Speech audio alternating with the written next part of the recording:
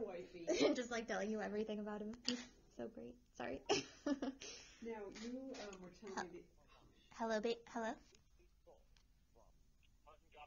You have to do that constant day thing. Did you listen? Oh, what's his name? No, it's just the jail boarding. It's like, says like, hi, this is the jail. Oh. Hello? Hi, Dana. Hi, baby. I'm here with Denise. Sorry, what was her name? Charlie. Denise and Charlie. Charlie is the Hi, photographer. Charlie. We've been trying to ask Dana all these questions, but they're really specific to you. So she's been doing her best and a good job at filling me in, but some of them are just, I just have to ask you. So Sure, not a problem. I had asked Dana about, whether you were having any nourishment at all, and she was telling me that, sometimes you've had chicken broth or Gatorade, and I guess I just wonder how often you have that, and how much weight you've lost, what your starting weight was, and what your weight is now. Okay, so I've lost more than 22 pounds. The first time they weighed me here, I was at 204, but they didn't pull me out of my unit and weigh me for the first day or so.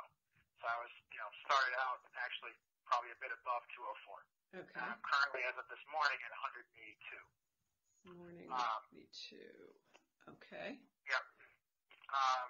For the first 2 weeks, I think I had a total of 2 soft drinks and 1 8-ounce cup of chicken broth. In the last week, I've had a little bit more, mostly in the form of Gatorade, but also in the form of chicken broth. And mostly on the day that I was indicted and the days following that, when I really needed to concentrate and when I was putting out statements to the press.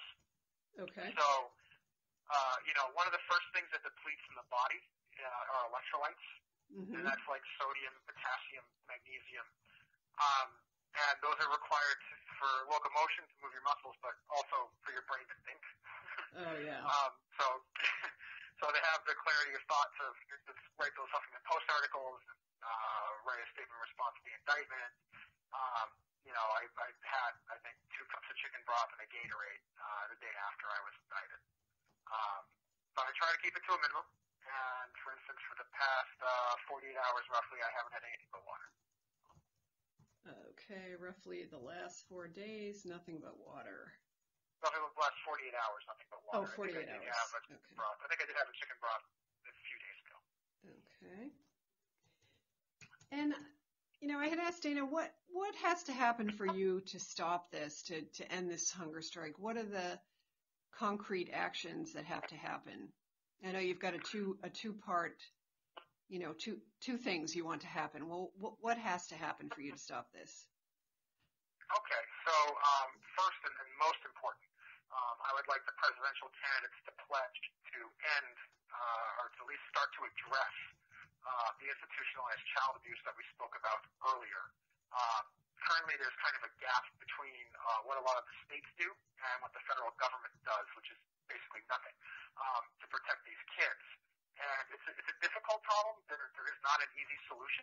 It's not something that's going to be fixed overnight, and I certainly understand that. But I would like some assurances that it's going to be looked at the highest levels of our government so that these kids can finally be protected. Congressman George Miller of California worked tirelessly for 30 years to try to address this problem and retired without really having any success. After Justina Pelletier's torture at Boston Children's Hospital, 32 congressmen co-sponsored a bill named after her called Justina's Law, and it did not pass either. So that's one prong of the hunger strike. So now, what would they have to do, Marty? Would someone on their campaigns have to sign something that said, once I'm elected, I would direct law enforcement to do something about this problem? I mean, how would it be worded? We actually have a wording and a change.org petition that's available right now for people to sign that has very specific wording for the candidates. It's a very general pledge. and it basically says, yes, I will direct federal law enforcement action and work with legislators to pass laws to begin to address this problem. If the candidates make the pledge and then were to renege on it once they are in office, I would go on another hunger strike until such time may be recorded or monitored. Until such time as we actually saw motion to actually pass something, and motion from federal law enforcement to actually arrest, prosecute, and punish these human rights violations. Okay. And what's the second prong? The second prong has to do with my prosecutor, Carmen Ortiz, who has a relatively long and infamous history of political prosecutions. Most notably, I think, is probably the case of Aaron Swartz, who was charged under the same law that I am charged under. Aaron was a noted internet activist and innovator. He helped write the RSS standard, which is used on the internet to disseminate news and information. He was also a co-founder of the very popular site Reddit. Mm-hmm. Aaron suffered from clinical depression. Carmen Ortiz had him indicted in 2011 on CFAA charges for what many technologists, including myself, considered to be lawful activism. He fought the indictment for over a year. It spun him deeper and deeper into his depression before he ultimately killed himself. After Aaron took his own life, there was an immediate outpouring of grief and anger from the internet and from other activists. 61,000 signatures went onto a WhiteHouse.gov petition practically overnight, demanding Ortiz be terminated as a federal prosecutor. President Obama did not terminate Carmen Ortiz, but he did make a very heartfelt comment about the tragic loss of Aaron and what that meant for our nation. Sadly, very little has changed since then, though. And so, like Marty, what would yeah. she have to? What would Carmen Ortiz have to do, or what would someone else have to do to, assure you that these political prosecutions, as you see them, would end? Well, Carmen Ortiz could leave office would be one. Short of that, she would have to actually demonstrate that's what's going to happen. So, there were two indictments out of the Boston mayor's office that are 100% political, that a former federal judge, I believe her name was Miss Nancy Gertner, told the Huffington Post were an abuse of power. Massachusetts Attorney General Martha Coakley has also commented to the Huffington Post about Carmen Ortiz, and Demand Progress co-founder Mr. Siegel, and Aaron Swartz also was a co-founder of Demand Progress, by the way, calls Carmen Ortiz a prosecutor run amok. So I think actions speak louder than words here, and it would be the actual dropping of cases, like those two out of the mayor's office, and also mine, as well as a future application of discretion that she currently does not seem to use. So she would have to drop either the two Boston cases or your case or all of them. All of them. Before all you, of them. all of them. Every political case. Before you would stop this hunger strike? Correct. That's correct. You might have a long wait there. I'm just saying. I mean, are you prepared to die for something like this? Yes, I am. Oh, okay. Elaborate on that, please. Aaron's loss was tragic and unthinkable and simply cannot be allowed to happen again. I remember the day that I read about Aaron's death. I was at my desk at work. I never knew Aaron. I never had to. The technology community, we all have similar formative experiences growing up. So it's like we all know each other without ever meeting each other. Mm-hmm. And I remember the day that Aaron died. And I remember being at my desk and reading about it.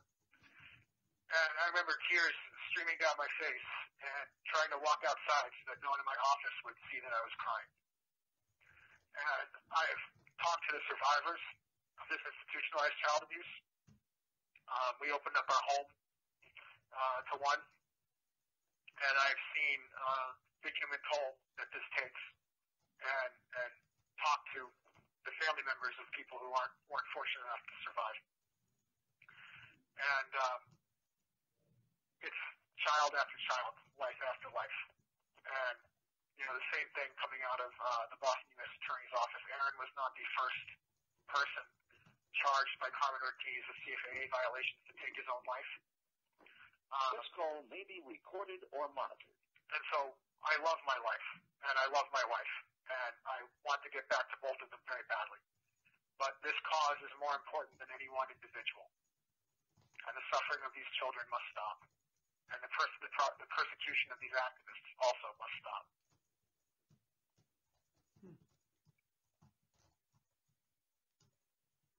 Are you getting choked up when you talked about Aaron Schwartz and now when you're talking about your wife and your life? I'm choked up mostly about the kids and Aaron. Mm-hmm. The statement about my wife and my life I can make clear-eyed without so much of a problem. But I think when you read these GAO reports and maybe watch some of this congressional testimony, you'll have I think it'll be more clear why I feel as strongly as I do. And Congressman Miller, he's got a quote in the PBS documentary about this industry that's called Who's Watching the Kids? And he said, when you see a child just abused at the hands of adults like this, you want to cry. You do cry. Hmm. And that's from Congressman Miller. Wow. And that's his documentary, Who's Watching the Kids? Yeah, that's a PBS documentary that's available online. It's embedded in the Huffington Post article that announces the hunger strike at the bottom. Okay. Post article announcing the hunger strike. And I asked Dana this question too. Obviously, you know that some people see the Justina Pelletier battle or controversy, whatever you want to call it, as a difference of opinion between two sets of doctors, two sets of good doctors at two good hospitals. Why do you so firmly believe it's not that? It's not a different set of opinions. It's not two good sets of doctors. Why do you think that something terrible went on here? Well, it's not that it's not a disopinion between two sets of doctors. It certainly was. I said it's more than that. It's, that is only kind of scratching the surface. And I recognize that, Boston Children's Hospital does a lot of good work and they've saved a lot of lives. I'm not trying to act like they haven't or that the entire institution is bad. That being said, under international law, under the Convention Against Torture, there can be no justification for torture, not even war, the threat of war, or the preservation of human life. Freedom from torture is a non-derogable human right. And what happened to Justina qualifies as torture under international humanitarian law. It was actually a former Boston Children's Hospital nurse who first applied that word torture to Justina's treatment. And the group of doctors at Boston Children's Hospital that was responsible for what happened to Justina, and also responsible for similar things happening to a whole litany of parents and children, are a particular group of bad apples out of an otherwise good bunch. But the problem was for Boston Children's that once it became clear that these few bad apples were wrong and were hurting this child, they didn't take action to correct them, to censure them and to send Justina home. Once it was clear that they were wrong, Boston Children's reaction was to attempt to save face and try to cast uncertainty and doubt over her original mitochondrial disease diagnosis, so as to avoid the whole institution looking bad. And it would have been more appropriate for them to just say, we messed up, we're sorry, Justina's going to go home, and, we'll try to make amends with the family, however we can. But that's not what happened. They dug their heels in and wanted to preserve their own reputation. And that's not how any good scientist, let alone a doctor, should behave. They take an oath to do no harm. And in the case of Justina, they did a great deal of harm, and she's still in a wheelchair. Her family has sued Boston Children's Hospital, and the lawsuit reads like a medical horror novel. And again, she's not the only person to have gone through something like this. There is a group of parents and children who have been through stuff like this. Now, Justina's particular condition, mitochondrial disease, comes with, when left untreated, a great deal of pain. This is something that ABC News looked into. They interviewed a man called Dr. Richard Bowles, who is a practicing physician and the medical director, quoted in Life Sciences, Maybe recorded or modified. quoted in Life Sciences, and he told them straight up, people with myocardial disease have a lot of pain. They're not making it up. And Justina's father told PBS Boston, she's been in severe pain nonstop 24 hours a day for over 13 months. And that level of pain certainly qualifies as severe under the Convention Against Torture. And the withholding of her pain meds, as well as her heart meds, as well as her brain meds, and the fear of a learning disabled, physically challenged child being separated from her family, limited, monitored, censored communication, unable to tell her family what's going on. Justina actually resorted to sneaking notes to her family, hidden in artwork and origami, to tell them what was going on. And she told them she feared for her life. She told them she didn't know if she was strong enough to survive. So that, to me, is a lot bigger than simply a medical controversy or a custody dispute.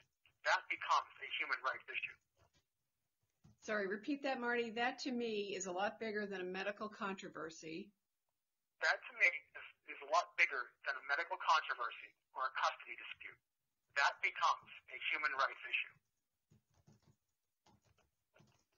And where can I find the various reasons why you believe she was tortured there? Is that in the report that you sent to the UN? That is, yep. Okay. 100%. Okay. And I cite. Okay, I'm sorry. Say that again. I was going to say I cite. I think it's 85 media sources, interviews, first-person narratives, stories from other parents and other children who have been through this kind of stuff. It's a very well-sourced report. It took a long time to put together. It went through 5 drafts before it was finalized. And I think you'll find it to be incredibly comprehensive. But what are your sources for what happened to Justina inside there? Are they the nurse? Is she one of the main sources? And are there other sources of people who, gave you firsthand information on what happened to her inside that psychiatric ward? So there are 2 interviews that Justina herself gave after she left. One was with Fox CT and is posted at the Hartford Courant. Fox Connecticut's Bo Berman, who's since moved on to bigger and better things, actually won the Edward R. Murrow Award for his investigative journalism uncovering what happened to Justina at Boston Children's Hospital. And so there's the first-person interview with her. There are interviews with her father, like the one at PBS Boston. Interviews with patient advocacy groups for myocardial disease that are familiar with this kind of thing happening. Interviews with other parents who had similar experiences at Boston Children's Hospital that have showed up in the media. The family's lawsuit, the nurse. Additionally, Mr. Barry Pollock, former federal prosecutor and the longest tenured board member of the Massachusetts Society for the Prevention of Cruelty to Children, wrote a scathing letter to the Department of Public Health demanding that Boston Children's Hospital's psych ward be shut down or that another action be taken sufficient to safeguard the children there. And he said he called Boston Children's Hospital psych ward virtually synonymous with abuse for many children. So there are a cacophony of voices that all support that this didn't just happen to Justina. This has happened to other children. And those are all in the report. Okay. And the nurse who you spoke with, she didn't treat Justina, but she treated other patients there? That's correct. She actually blew the whistle on the use of mechanical restraints to force feed anorexic patients in the psych ward, as well as on some other topics. And 60 seconds left on this call. Don't worry, I will call back. Okay. And she may be available to speak with you if you would like. They could try to coordinate that. Okay. All right. Let's And see. she also has access to the medical records. She's seen Justina's medical records. Okay. Do you want and the family, the Pelletier family spoke with Rolling Stone on Friday. They may also be willing to speak with you if you ask. Okay. Do you want to call back? It sounds like I heard a click. Sure. I'll call right back. Okay, thank you.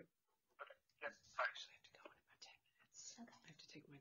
picture of activists. It's not. It's him. not him. No It's- wonder. Because yeah. I was like, why does he look different in that picture? No, it's So it just. couldn't I be think him. that's like Jeremy Hammond or something. Oh, okay. Yeah. Because he's got longer hair and looks totally. Gottesfeld. Okay. At Donald W. Wyatt Detention Facility. If you wish to accept this prepaid call, dial 0 and hold. To refuse, dial 5 and hang up. To block inmate calls, dial... Hello? Hi. Hi there, Marty. I just want to tell you I have to leave in about 7 minutes. I have an appointment with my daughter that I have to make. Okay. But if I have any follow-ups, I can ask Dana, or maybe we can arrange another call depending on how much time I'm given for this story. But let me ask you my last two important questions, I think. Sure. First of all, do you believe that you violated the law when you did this hack? Because you admit the hack, right? In the Huffington Post piece, you acknowledge it. I mean, do you believe you broke the... I'm going to be more careful about what I say on the phone, but I will repeat that a citizen is allowed to act in the defense of another human being to prevent grievous bodily harm or possible death. And I will say that any action that I took was taken to protect Justina Pelletier, once again, a mentally and physically disabled child with a degenerative, progressive, and often fatal condition, from serious grievous bodily harm and possible death, and that Justina is still in a wheelchair, as a matter of fact. And if Justina had gone home, a day, a week, who knows, a little bit earlier, maybe she would be walking today. We don't know. Okay.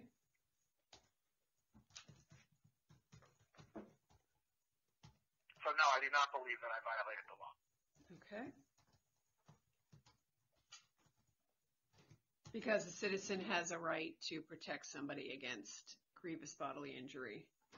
And possible death. Okay. Let me just catch up here.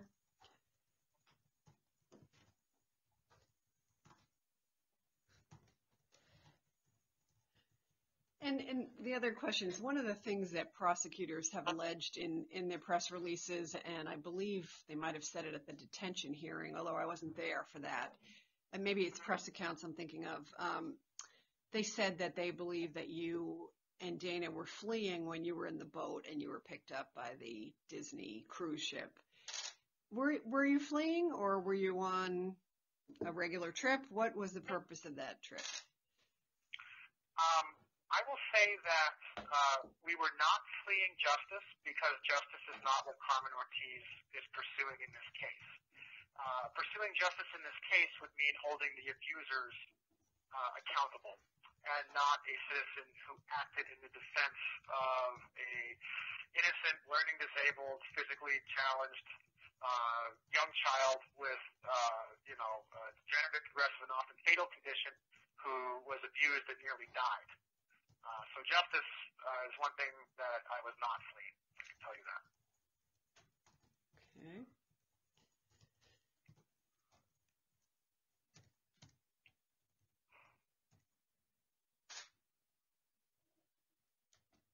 All right. I think that's it for now, Marty. I have to see tomorrow. I'll ask my editor if I can have some extra time with this. I'd like to ask Dana to come back so we can talk some more. But if not, I may just have to try to follow up through Dana and get answers that way.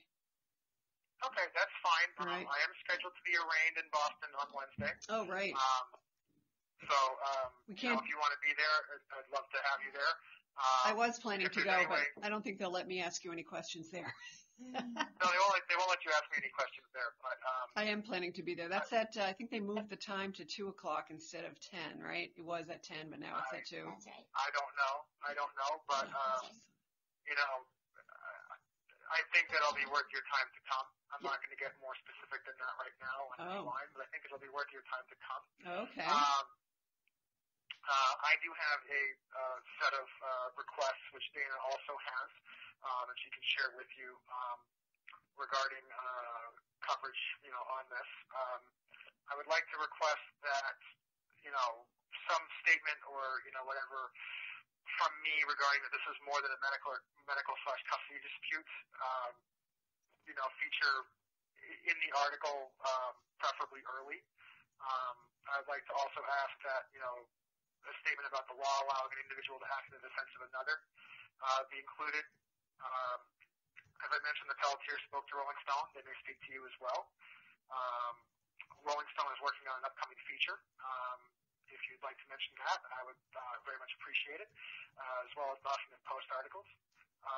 If it would be possible may be recorded or monitored. If it would be possible for the Associated Press to call the campaign and ask them for a comment on the pledge, that is also something I would appreciate. I have a statement responding to the indictment that Dana can provide for you if you would like. We also have a social media presence and a website that we would very much appreciate you mentioning in any article. I would also appreciate if you would mention Aaron Swartz, the WhiteHouse.gov petition, and the July 5th Huffington Post article about Carmen Ortiz entitled, "This Federal Prosecutor is Building a Career Indicting the Good Guys." And then Dana has a written statement about contradictions in the affidavit and the indictment that I think, just in the interest of accurate reporting, we should share with you. So I want to make sure I make you aware of that as well before story runs. I think you hit some of the points that I would hit. The more than a custody dispute statement from you, and the law allowing individuals to act in defense of another. I can see myself, I think those are two of the most important things you said. And calling the campaigns and asking them to comment on the pledge, that I intended to do that anyway. Beautiful. I don't think I would mention the Rolling Stone article just because, that's not done yet, and that's another news organization, so I probably wouldn't say anything about that, to tell you the truth. Okay, that's okay. Aaron Swartz is going to have to be a part of the article because he's one of, he's a person that you mentioned prominently, so he'll definitely be mentioned, and I know I'll be quoting some of your writings to the Huffington Post because, they stated the case well, So most of those I would be inclined to mention anyway. It's just that the Rolling Stone thing I don't think I would put in. That's okay. I'll gladly settle for 9 out of 10. All right. Well, thank you, Marty. And if I have any follow-ups, I'll ask them through Dana then. Okay. And Dana, I'll call you in a little bit, okay? Okay. Bye, All right. baby. Thank you. Love you, Thanks baby. very much. Thank you, Denise. Thank you. Bye, everyone. Bye. Let me just make sure I save this before I... Dana, could I get